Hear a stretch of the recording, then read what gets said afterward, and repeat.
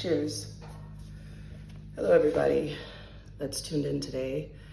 Today, I want to talk about narcissism, especially narcissists, and their ability to basically be chameleons, covert operators. If you've ever been entangled with a narcissist, or you've had a friend that's been entangled with a narcissist, you probably have noticed something in line with the fact that they are literally chameleons. So I've seen situations where they've observed a target for an extensive period of time, picked up their mannerisms, their style of dress, their interests. Like, they do a lot of research, something akin to the way that actors and actresses do research before they really get into the development of a character.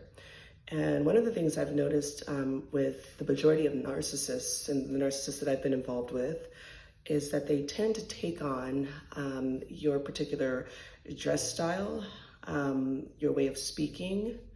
Hold on, let me just check something out really quickly. Your interests, they mirror everything. So this is going along with that whole idea of mirroring. And at first, it's sort of under the radar because you just think that you've probably just met your soulmate, like this person really gets you. But I guarantee you they've done tons of research before they've actually had their first interaction. As a matter of fact, I just had a interaction with someone that's highly narcissistic beginning of December. And it was hard for me to remember this person because they're literally like a chameleon. They have different wigs depending on the person that they're trying to attract. And so in the beginning, like, I was like, my intuition was like, you probably shouldn't get too involved with this person. And then they told me that they're polyamorous. And so, and I wasn't really looking for anybody, but they brought a lot of chaos and drama. But they began to really focus in on the things that would attract me to them. So a lot of the narcissists that are drawn to me, they'll try to portray sort of this nerdy, intelligent look. Like, if they didn't wear glasses before, they wear prop glasses. I know that's a little bit extreme, but trust me, when a narcissist is trying to secure a target, they will go at no limits to figure out what it is that will draw that target in.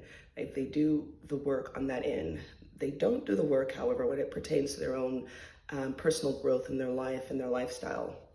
And so these covert operators, these people, these narcissists are also a sign of the times. Like, at the beginning of the pandemic, I was drawn to the Book of Revelations, literally out of my sleep, and also 1984. And I found 3 Bibles. Like, I have a tabletop Bible that's sitting over there, and then I have another Bible that was gifted to me by someone that was working the voting polls. And then I also have another Bible that I found on a heap of trash. So that should tell you that Divine is definitely trying to speak to me in any way that they can. So anyways,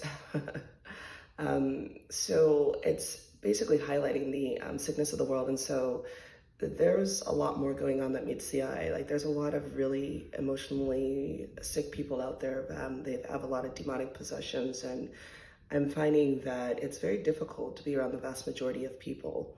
I've been pursuing other things in terms of my mission. Like, I get drawn to places and then I get these lessons, and I gain something from the darkness and some of the lessons, as well as I get rewarded with these beautiful experiences. And so I've noticed that all types of people, they're attracted to whatever it is that I have going on. I have a lot of people that watch my Instagram to see how I did what I did, because when I came back here, my life was in shambles. I was with a malignant narcissist who basically robbed me of a lot of things, but those things were all temporary things anyways. And so I knew, because I have faith in God, that I would be all right.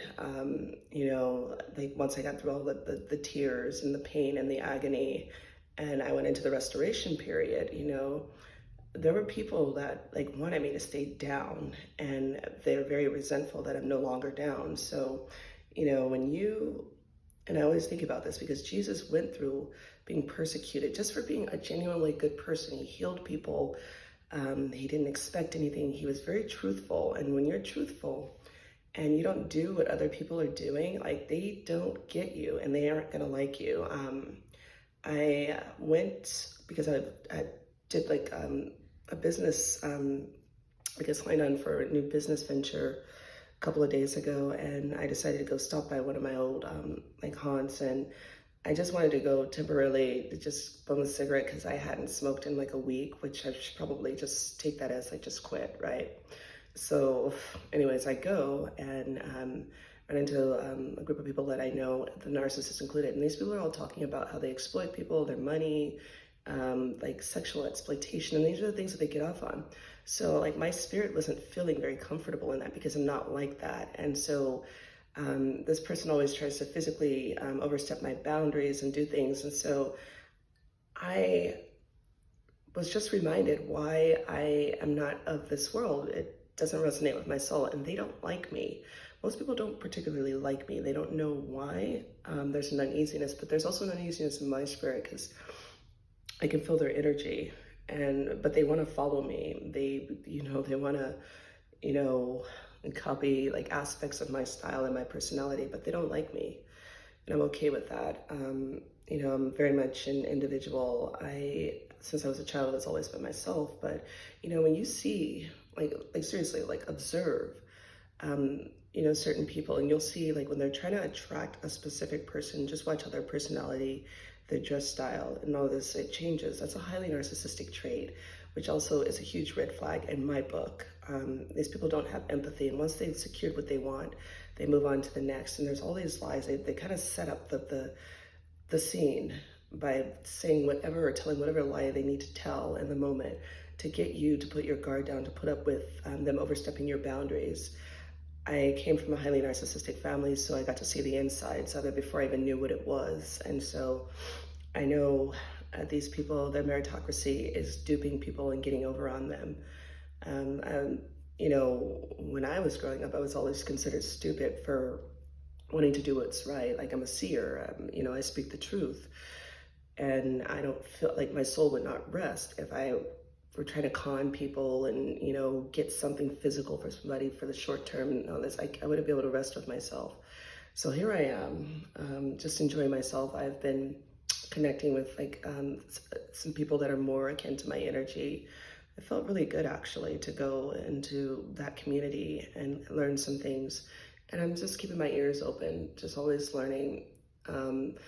And hopefully as I keep developing videos and I see things, like hopefully something that I say will touch somebody out there that's been kind of like struggling with like the idea of like feeling alone in the world and not really like resonating with what's going on, because there are a lot of ill people. Like they're angry, they're two-faced, and this is like, and a lot of people are lost too. I don't think that they know what they're doing, but there are people out there that are very strategic about these things, and they give it away in the way that they speak, in the way that they talk to people, and the things that they say. Like when somebody just throws something out there like random at you and they say, well, you're stupid, or you're a prostitute or whatever, that has nothing to do with you. That's something that they're projecting from their own shame, like their own inner world. But if you're not well versed in like the pathology of these particular types of people, how they spew their the venom out onto the outside world, because they're very external people. They handle everything external, including their pain, so they just spew it out.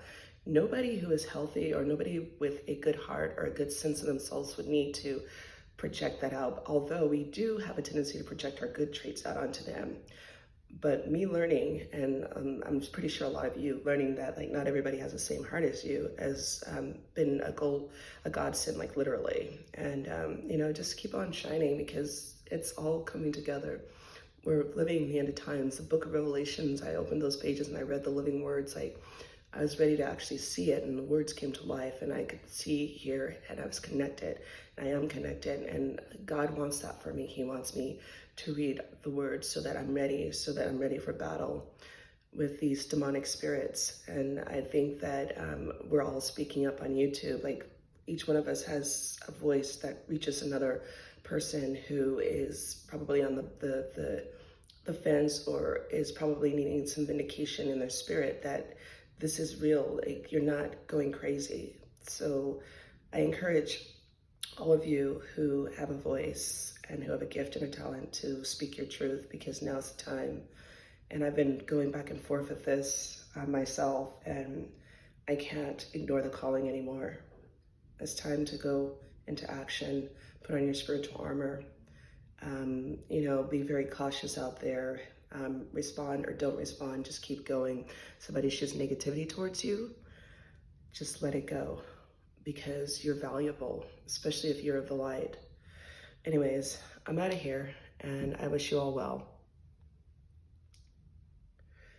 It's crazy though. Like, I'm just observing this.